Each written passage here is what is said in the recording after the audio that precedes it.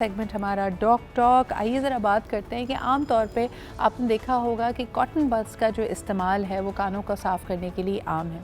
इसके हवाले से बहुत सारी रिपोर्ट्स आती हैं, आपने भी ऑनलाइन देखा होगा कि ये आपके कान के पर्दे को एक्चुअली डैमेज भी कर सकता है। इसके अलावा क्या मुश्किलात हैं, लेकिन फिर कानों को साफ़ करने का सही तरीका क्या है, आइए ज़रा इस पर बात करते हैं। हमारे साथ मौजूद हैं ENT स्पेशलिस्ट हैं आप डॉक्टर दानिश रहीम। बहुत बहुत शुक्रिया दानिश साहब यहाँ पर मौजूदगी का आपके। दानिश साहब, ये जो अक्सर बात की जाती है कि कॉटन बड से कान का पर्दा मुतासर हो सकता है, अपने कान को डैमेज कर सकते हैं, इसके बावजूद बड़ा कॉमनली इस्तेमाल किया जाता है, क्या कहेंगे आप? जी जी असल में यहाँ पर जो है लोगों के अंदर जो है एक अवेयरनेस होनी चाहिए कि हम अपने कान को कैसे साफ़ कर सकते हैं और हमें कितना साफ़ रखना चाहिए। यूजुअली यही होता है कि लोग समझते हैं कि शायद कान के अंदर जो भी मैल वगैरह जमता है तो उसको जो है वो चीज़ सही नहीं है।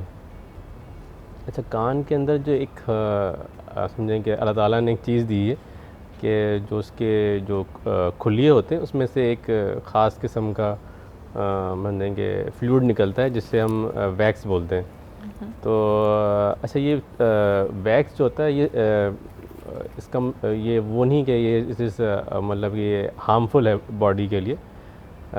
इसके अंदर जो है कुछ इसकी ख़ासियत होती है कि इसमें जो है चिकनाहट जिसे कहते हैं, लुब्रिकेशन वो प्रोवाइड करता है कान के उसकी नाली के लिए।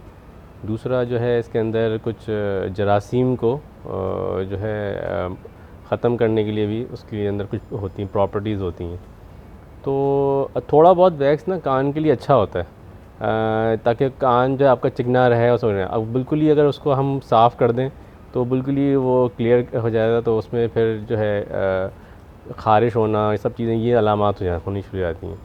तो अब ये जो कॉटन बड्स होती हैं नॉर्मली एक जनरल कॉन्सेप्ट यही है कि इसमें जो है हम इसको यूज़ कर सकते हैं और कैसे। तो कान के जो है हमारे दो हिस्से होते हैं, एक बाहर होता है, इसमें हमारे जो कच्ची हड्डी होती है ना, ये वाला हिस्सा होता है जो कि 1/3 होता है कान की नाली का, और एक अंदर का हिस्सा होता है जो 2/3 होता है। जो बाहर वाला हिस्सा होता है उसमें से ही वैक्स निकलता है, उसमें से होल्स होते हैं स्मॉल, तो वो जो है एक्यूमुलेट करता है कचरा कान के अंदर। तो अगर आप कॉटन बड इस्तेमाल कर भी रहे हैं तो उसको जो है उससे ज़्यादा डीप नहीं होना चाहिए। अच्छा, आम तौर पे जो छोटे बच्चों के जो उनकी माएँ कान साफ़ कर रही होती हैं, उनके लिए आपका क्या मशवरा होगा? उनके लिए यही है कि पहले वो किसी तरह से चेक कर लें, देख लें लाइट में या किसी तरह से देख लें कि कान जो है उस अंदर से कुछ उनको ऐसा नज़र आ रहा है कि वैक्स है या कोई कचरा नज़र आ रहा है।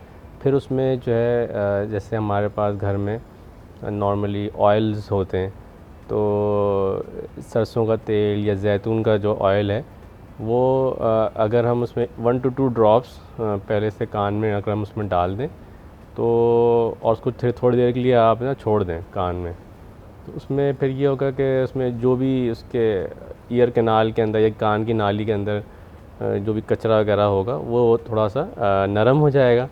और फिर उसी में टॉर्च में ही देखते हुए अब definitely cotton buds are little bit big for them ना, और उसका वही है कि उसमें फिर चांसेस होते हैं कि आप उसको ज़्यादा मतलब अंदर उसको डाल देंगे तो वो डैमेज हो सकता है। तो इसमें अच्छा है कि आप टिशू पेपर जो होता है हमारे पास कॉमनली अवेलेबल है हर जगह, तो उसको थोड़ा सा ऐसा लंबा कर लें थोड़ा सा, उसी से ही जितना आप कर सकें, तो वो एक तो एक नरम भी होगा और इजीली जो है वो जो भी अंदर जो बैग्स है और ड्राई जो भी हो रहा है उसको साफ़ भी कर लेगा। ठीक है जी। और फ़ौरी तौर पे अगर छोटे बच्चे कान में दर्द की शिकायत करते हैं तो ये क्या इतना सीरियस है कि उसको फ़ौरी तौर पे डॉक्टर के पास लाया जाए, या आपका क्या मशवरा होगा? हाँ बिल्कुल, देखें, कान में दर्द होने की वजह खाली जो है ये वैक्स नहीं है। बहुत सारी चीज़ें होती हैं जो अमूमन जैसे हमारे सोसाइटी के अंदर जो डस्ट है उसमें तो एलर्जिक फिनोमेना बहुत ज़्यादा है, तो उसकी वजह से नाक और कान का जो रास्ता होता है, हम यूस्टेशन ट्यूब बोलते हैं, तो वो ब्लॉकेज होने का बहुत वो होता है। उसके ब्लॉकेज होने से जो कान का पर्दा है वो खिंच जाता है फ़ौरन। बच्चों के अंदर चूँकि कान का पर्दा थोड़ा सा थिन होता है और इतना ज़्यादा वो स्ट्रॉन्ग नहीं होता है, तो जैसे ही ये ब्लॉकेज होती है तो फ़ौरन ही उसका जो ईयर जो उसमें जो नेगेटिव प्रेशर बन जाता है, तो वो एकदम से वो पेन करता है और समटाइम्स ये होता है कि उसमें से पस आना, पानी आना भी शुरू हो जाता है। तो मेरा तो ख़्याल है कि अगर बच्चे के अंदर जैसे हो तो फ़ौरन ही डॉक्टर से आप रुजू करें, क्योंकि वो फिर बाद में कॉम्प्लिकेशन हो सकता है। और आजकल कितना कॉमन है कानों का इन्फेक्शन, क्योंकि हम जनरली बात कर रहे हैं फ्लू एंड साइनसेस की, लेकिन क्या कान में ईयर इन्फेक्शन बहुत कॉमन हैं आजकल? हमारा यहाँ जो डेफिनेटली जो सीज़न है वो एक जैसा नहीं रहता है। समटाइम्स जैसे कि ठंडक हो जाती है, फिर गर्मी होनी शुरू जाती है। अभी कुछ दिन पहले जो है अच्छी खासी मतलब ठंड थी, लोग पंखे के नहीं चला रहे थे। अब ये कि थोड़ा सा मौसम चेंज हो रहा है तो पंखे चला रहे हैं और एसी में बैठना ये सब शुरू हो गया है। तो वो जो ठंडा गर्म होता है उससे जो है जो ये एलर्जिक फिनोमेना जो है ना ये इंक्रीज़ होना शुरू हो जाता है। जब एलर्जिक फिनोमेना इंक्रीज़ होता है तो डेफिनेटली जहाँ जहाँ उसके पाथवेज हैं, रास्ते हैं, तो वो फिर वहाँ पर एक्यूमुलेट होना शुरू हो जाता है। तो इससे फिर ये कि ये सब चीज़ें साइनसेस हो जाती हैं। I think we need to be a little more careful. जिस तरह आप ओवरऑल अपनी हेल्थ एंड हाइजीन का ख्याल रखते हैं, लेकिन the important takeaway is कि थोड़ी बहुत वैक्स आपके कानों के लिए अच्छी है। That is actually a lubrication, और ये अल्लाह का कुदरत का एक ख़ास निज़ाम है।